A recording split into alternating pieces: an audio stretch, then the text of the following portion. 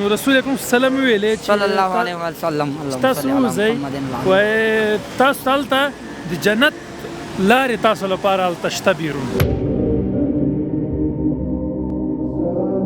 هغه حقیقت دی بالکل هغه چې تا په خوب کې ولیدې یا تاسو ته خوب ته راځي مونږ ته د خوب کې راشي مونږ د نار نه اوري یو سودا مودام واخله لږ غوښه واخله یو شی واخله غوښه نه نن یوه ښه ورځ ولرئ کور کې بس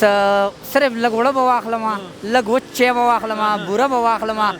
او یو ماشوم دی دستي هغه ډاکټر ته بیایم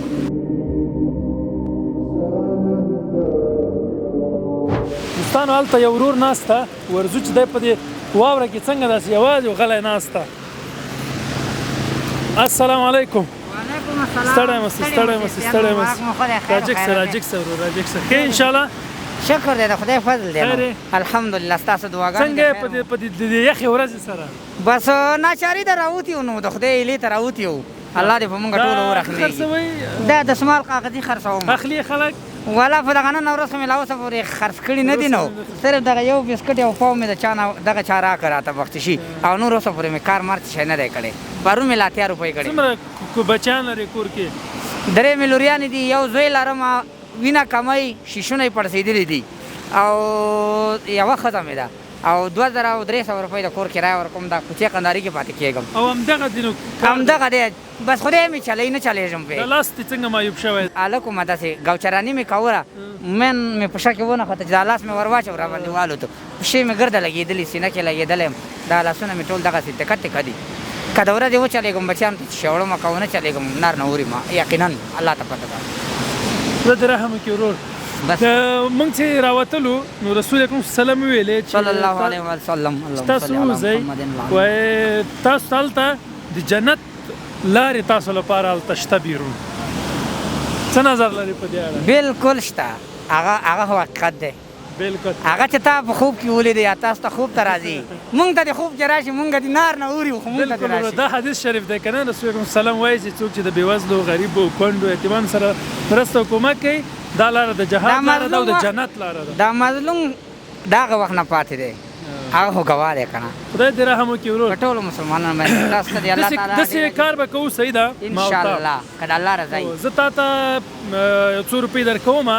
خو ته به یوه ژمنه کې وعده به کې چې همدا اوس به ځې خپل کور ته زه خپل ستاسو ګاډي کې به مې کېنوي کوڅې قنداري کې مې خوښه کوي زه بیا نه راوځم صحیح دی او که دا حالې زه نه راوځم زما اوس یخ نیولي دي زمونږ چې دا اوس تازه ګرم دفتر نه راووتو یخ هم کېږي نو تاسو خو دا څو ساعته شول سهار به راغلي وو 11 بجې شاوخوا ما خپل همدې د اوسه پورې ما د خدای نه غوښته چې الله پاک ما باندې خپل رحم وکړي زه په نن ورځ نه راوځم زما کور هم ساسي سمه یو سودا مودام واخله لږ غوښه واخله یو شی واخله غوښه نه نن یوه ښه ورځ ولرئ کور کې بس صرف لږ وړه به واخلم لږ وچ چای به واخلم بوره به واخلم او یو ماشوم دی دستي هغه ډاکټر ته بیایم خدای دې رحم وکړي ورور بس کامیابي مو غواړم صحتمند او باعزته اوسئ د الله نه ډېر شکرګزار یم چې ستا زموږ خلک دي راوځي او د مظلومو سره کومک کوي الله پاک دې تاسو سره الله دې ستاسو ژوند بدل کړي پوه شوې دغه 15000 روپۍ کومک دی وروره او 15000 مې حسابوه بس دغه کومک دی ما ته راورسېدو الله تعالی دې په خپل دربار کې قبول و منظور کړي او د خدای نه تاسو ته ډېر ښه ژوند غواړم او خدای دې روغ صورت درکړي کامیابي مو غواړم ډېره مننه د برنامې والا نه چې ګرازي او دغه مظلوم خلک په ناحقۍ او دغه کومک هغې ورته رسوي خدای دې دې ورته ډېرو تېر ورکړي او صحتمند او باعزته دې اوسي تا سره کامیابي مو غواړم الله مو خوشحاله که جنتیان شئ دوستانو تاسو ولیدل د دې ورور وضعیت دغسې سلګونه څه چې حتی زرګونه ویلی شو په دې ښار کې دغه ډول خلک ګرځي او د سبا او بیګا لپاره د ژوند ورځې شپې تېرولو ته حیران دي نو تاسو ته د هیلپرس کلب لینک پر سکرین باندې ښکاري راځئ د قمر بنسټ له لارې د دغه ډول خلکو لاسنیوی بس خدای دې تاسو سره ډېر ښه وکړي هر وخت به م په دعا کې یادوم